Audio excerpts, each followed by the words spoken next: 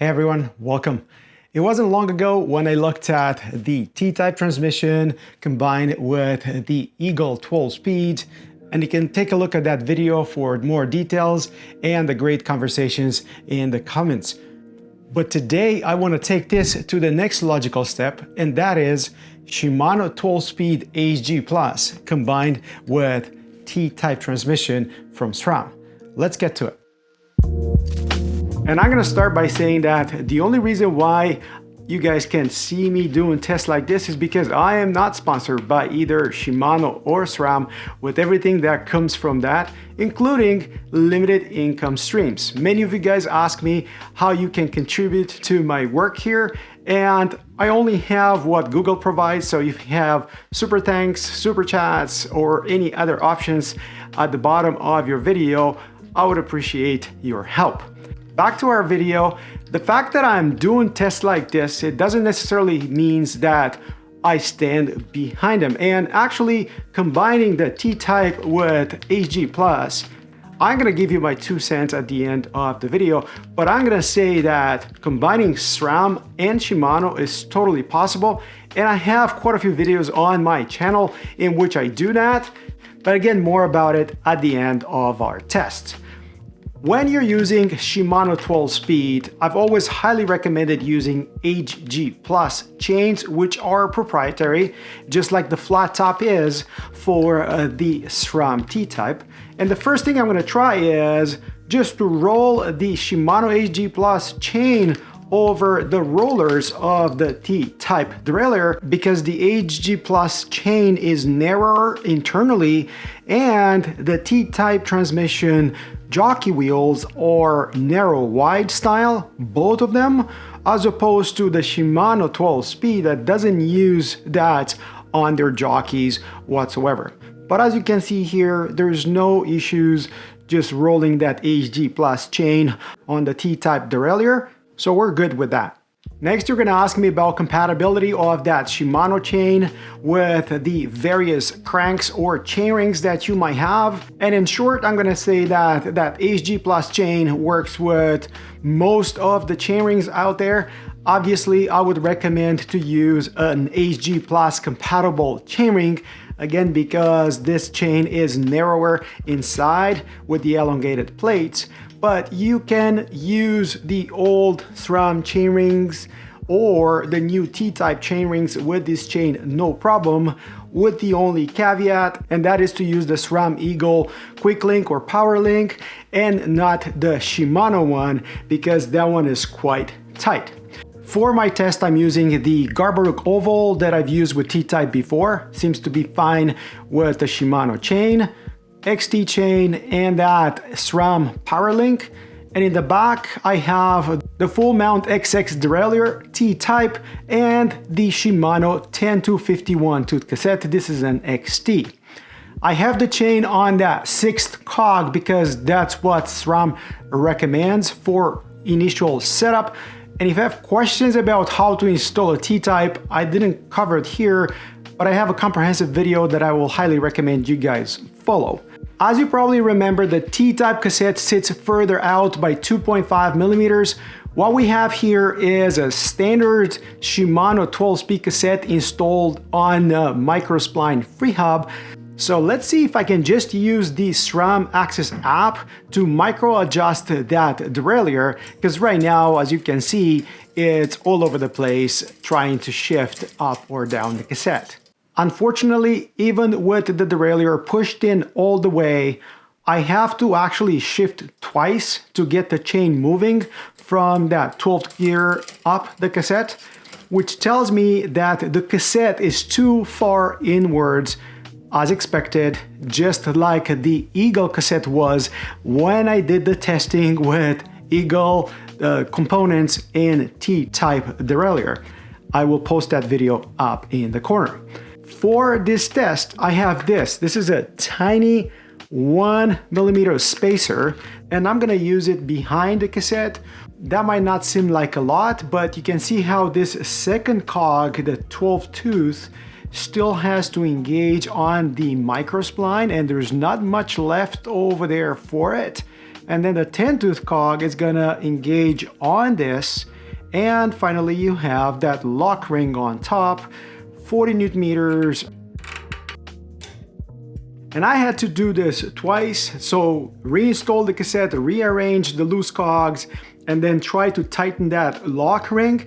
That's because the tolerances between the microspline and the Shimano cassette are just tiny.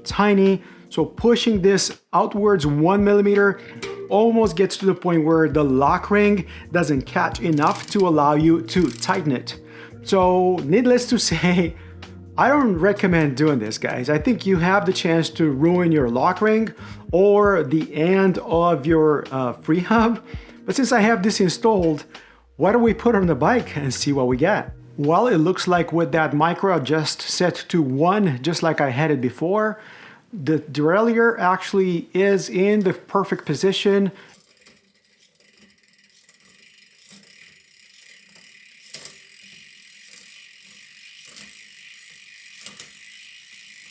And all the way down the cassette. And by the way, if I hold on to my up shifter, this is how fast that Ttype is gonna shift.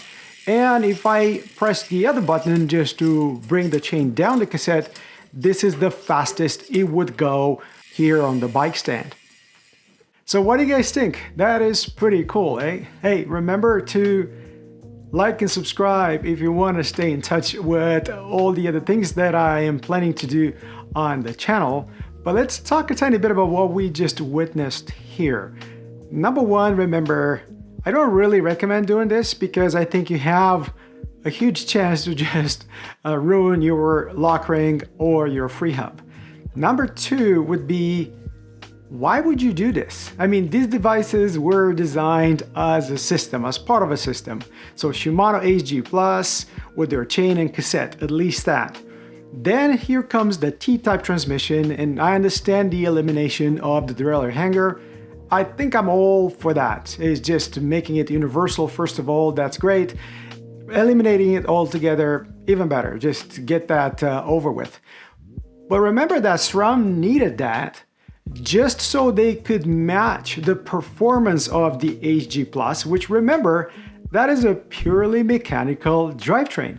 It works really, truly well up and down the cassette. You have the shift ramps, the engagement of the chain when you're shifting is just out of this world. SRAM needed all these electronics and cassette mapping and timing of the shifting just so they can match what Shimano was doing with pure mechanical means.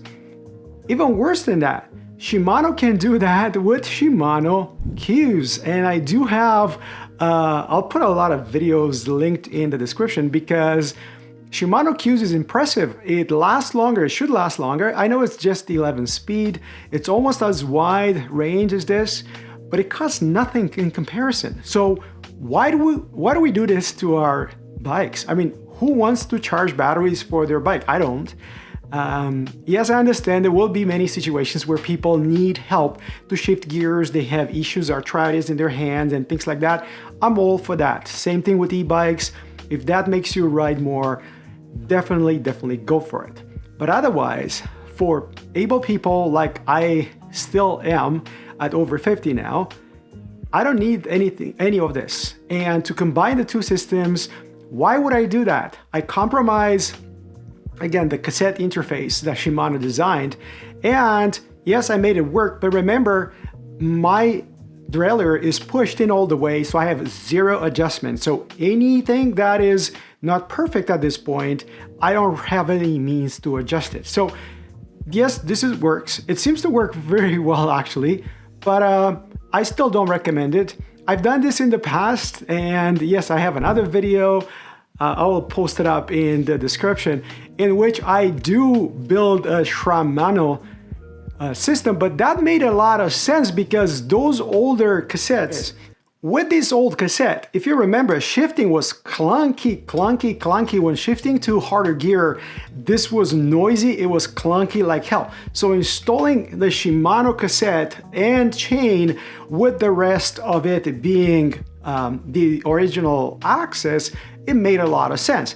Today, when Shimano 12-speed mechanical works that well, I don't see a lot of reasons why you start mixing it up with Ttype, not to mention the price of Ttype, which is just ridiculous. Like the chain, the derailleur, the cage, everything that goes along with it, it's through the roof price-wise. So there you have it. You have my 2 cents on whether this works or not, whether it's worth it or not, whether any other drivetrains that we have around are recommended, and I recommend it, and definitely recommend looking at the Shimano Qs if you want a budget build.